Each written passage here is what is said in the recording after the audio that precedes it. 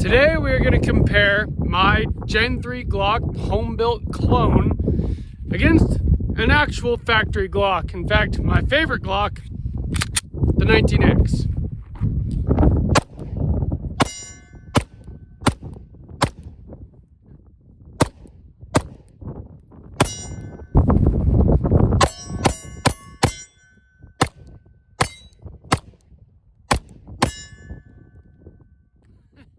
Not shooting that great yet. Welcome back to Sawtooth Tactical, your source for Second Amendment news, gun reviews, and the finest in 2A related content. Today we're going to pose the question, Glock perfection. Do you have to buy it or can you build it? We're going to be comparing two pistols. My Glock 19 Gen 3 custom build is built on a PSA Dagger frame. There is not a single actual Glock part in this, even though technically it's basically a Glock 19. Or this. This is a Glock. This is a Glock 19X. It's actually my favorite Glock. And I love this gun. But which one is right for you?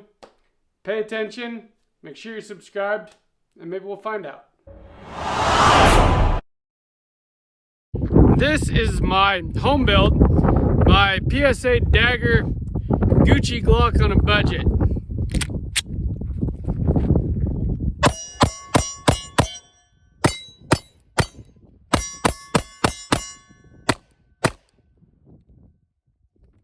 I do have more time behind this one. So you might have been able to tell from the opening shooting footage with the Glock 19X, I did not shoot it very well for some reason. In fact, I'm a little bit embarrassed. Funny thing is too, is the last time that I was out shooting with a Glock 19X, I shot it very well. And in fact, that was the whole reason that I bought this Glock specifically, because I was impressed with the way that I shot it. Now today, I just didn't shoot it as well. But then I pulled out my PSA Dagger build, and I shot it very well. What's the difference? Why did I shoot this one so much better than this one? And is that a reason to go with something like this other than this? I'm not sure. I can definitely tell this is a little bit higher quality than this is. It just is what it is. You can tell when you rack the slide, it just feels a little bit smoother. Nah, maybe not. It feels smoother than this one did when it was brand new. But I've got hundreds and hundreds of rounds through this now, and it is smoothed out over time. It was a little bit sticky at first though. And the Dagger, the biggest thing about Glock is simplicity and reliability, right? A Glock is going to go bang every time you pull the trigger, and it's going to do that for a long time, whether you take good care of it or not. That's kind of the point of a Glock. It just plain works. And a 19X, to me, it works even better because you get the size for slide and barrel that I like, the 4-inch, but you get it with a full-size frame, and you get 3 magazines in it, including 2 19-round magazines. It's also got Gen 5 features, so you get the better mag release, which was something that I hated about this Dagger and had to replace. And you actually get metal tritium night sights, which are a huge improvement over the standard plastic Glock U-notch sights. So right out of the box, the 19X is a fantastic pistol. This, out of the box, was literally just this pistol frame, and it came with a trigger that was similar in feel to a stock Glock trigger. Now a stock Glock trigger is not great. It is heavy, kind of gritty, kind of squishy. There's your break. And then it stays back and it resets when the slide reciprocates. Well, I replaced that trigger in my Dagger build with the Timney Alpha trigger, which has much shorter, much smoother take-up, a very short crisp break, which is very light, kind of a longer reset, and when you fire this trigger, it goes right back forward like most other pistols. But like I said, we're going to pose this question today. which one is right for you. This pistol, out of the box, about 700 bucks. This pistol, before I put the red dot, the light, and the fancy trigger in it, was less than 500, and that's with a slide that had all kinds of cuts in it, suppressor height sights, an optics cut, and a threaded barrel. This doesn't have any of those, but this has the Glock reliability. My Dagger, the firing pin, the striker assembly broke after like 500 rounds. Let's go look at these up close and see what you guys think. So first we're going to look at the Glock, and this is what you get when you buy a Glock 19X. So it comes in this nice hard carrying case. You open it up. It comes with 3 magazines. One 17 round, standard full-length Glock magazine, and 2 19 round extended magazines, as well as a magazine loader, which is really nice. It also comes with added back straps, so you can kind of fit the shape of the grip to your hand, which is really nice because that's one thing that a lot of people have problems with, is the actual Glock grip angle. And I'm not using that as an excuse as to why I didn't shoot this well today, but it might have something to do with it. Most of my other pistols have a much more straight up and down grip angle. It also comes with a bore brush, as well as a gun lock, like every other gun comes with. That's what you get for 700 bucks. And this 700 is with tax and everything else. That's like out the door, $698.50. Dagger here. So this Dagger it actually came with this soft carrying case, which is nice. But it did not come with any magazines. I had to purchase all of these magazines. These are all actual Glock brand magazines because I wanted reliability. The way I bought this, so I built it myself. So it was just this grip frame. And it did have a trigger in it and all the internals. Let's actually look at the internals on both of these because you can see the Gen 3 clone that I built. The internals are pretty much the same as this. Oops. So here you have the 19X on the left and my Dagger on the right.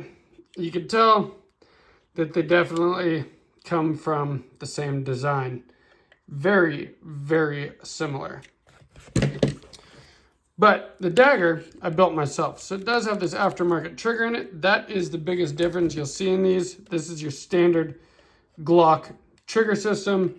This is the Timney, which I put together myself. And then I got the slide and barrel, added the light, the optic, the trigger, the mag release, everything else.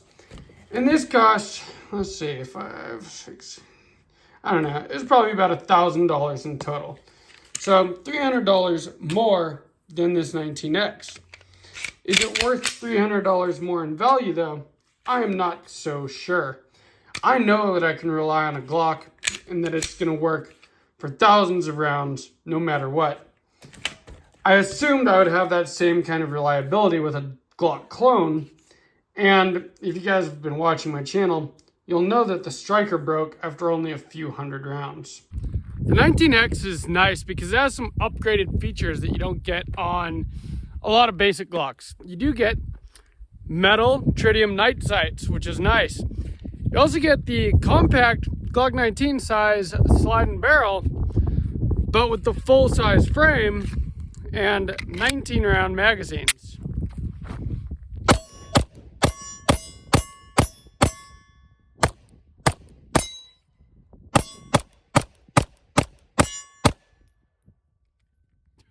So, to attempt to answer the question that I posed at the beginning of the video, to buy a Glock or to build a Glock, it probably depends on what you need it for. If it's going to be your only firearm, you're going to conceal carry it, maybe use it as your bedside gun, home defense, whatever, and you need the utmost in reliability, it probably makes a lot more sense to buy a stock Glock. And the 19X is a fantastic option because out of the box, it's really got everything you need, but maybe not everything you want. And maybe that is why you build one. If you're someone like me and you have lots and lots of firearms and you like tinkering, you like upgrading, customizing, then maybe building something like this is a great way to go. With the amount of aftermarket Glock parts on the market, Gen 3 Glock parts specifically because their patent has ran out, you can build a Glock 19 or a 17 from a plethora of parts from tons of different companies and really make something that is exactly yours. And you can even avoid the problem that I had with the broken striker. You can use actual Glock internals to build it. And if this striker breaks, I'm gonna get an actual Glock OEM striker for it because that I know that they are made to last. Now, for the reason that I think that I shot this gun a lot better and a lot more accurately and also a lot quicker than I shot this one, well, that can come down to a few things. For one, I have a much better trigger installed in this gun, and having a light, crisp trigger just makes it easier to shoot quickly and accurate. For two, I have a red dot on this gun, and I have gotten very, very used to shooting pistols with red dots, and maybe I'm getting spoiled. Maybe I just haven't shot iron sights enough lately, although I do shoot this 1911 with irons a lot. I don't know if that had something to do with it or not, but also I'm just used to this. This is my pistol. I've had this gun for a long time and I've put a lot of rounds through it. I just picked up this Glock 19X today, and the footage in this video is the first shots that I put through it. Not the first time I've shot a Glock 19X, but the first time I've shot my new Glock 19X. So I'm sure that I will get better with it. At least I sure hope that I will. But I felt like I needed an actual Glock, not just for me, but for the channel, because pistols in general, Glocks are just the standard by which almost all other pistols are compared to. And so I felt like the good first comparison would be the Glock I built versus the actual Glock. Glock or Glock at home. Get what I mean? I do gotta say, I think the ergonomics of the PSA Dagger are superior to the ergonomics of the actual Glock. People talk about how Glock kind of feels like you're holding a 2x4. Well, it kind of does. It has stippling that is very grippy. It'll definitely stay in your hand well. And the 19X with the full length grip feels just fine. But the thing with aftermarket parts is that they can improve on the Glock design. And the Dagger frame with this one finger groove and this little lip at the bottom, I feel like it just pushes my hand up into the tang of the gun, helps me get a solid high grip on it. And maybe that's part of the reason that I seem to shoot this one better, at least so far. The nice thing though, like I said, this being a Gen 3 clone, the Gen 3 mag release sucks. I hate it. It digs into my finger and I don't like it at all, and I have to adjust my grip to get to it. That's why I installed this Glock Store extended mag release, fixed that problem.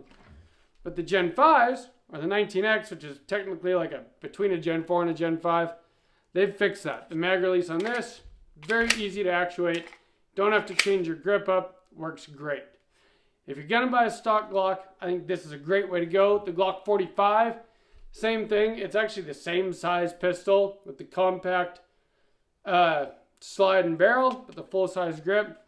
You also get forward slide serrations on the 45, but I have no problem press checking without the forward slide serrations on the 19X. And I gotta say, I just love that peanut butter color. Obviously, I'm a fan of flat dark earth. What can I say? My PSA Dagger build is a Glock 19 size, Gen 3 Glock clone. And the cool thing about a Dagger is you can build them for a pretty good price. So this is very Gucci'd out, but it didn't cost much more than a stock Glock would.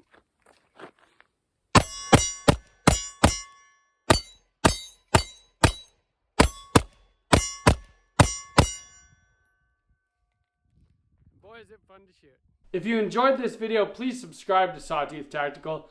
Let me know down in the comments if you're a Glock purist, a Glock fanboy, or if you're kind of a tinkerer and builder, which way do you think is the way to go? Are you the kind of person that would build out a Glock or buy a Glock? And remember, even if you buy one, a Glock is very modular. It's like an AR-15. You can still customize any Glock as much as you want. You could send this slide off, get it milled for a red dot.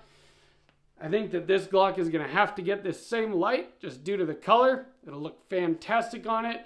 You can put any aftermarket trigger in it. You can get stipple jobs. You can do anything in the world to a stock Glock. And in fact, that was the motivation for me to build a Glock, because you can make them anything you want. So remember that. But still, I would like to know what you guys think about the question that I posed today. Tell me what your answer would be. Please drop me a like if you enjoyed this. And from Sawtooth Tactical, stay strapped or get clapped.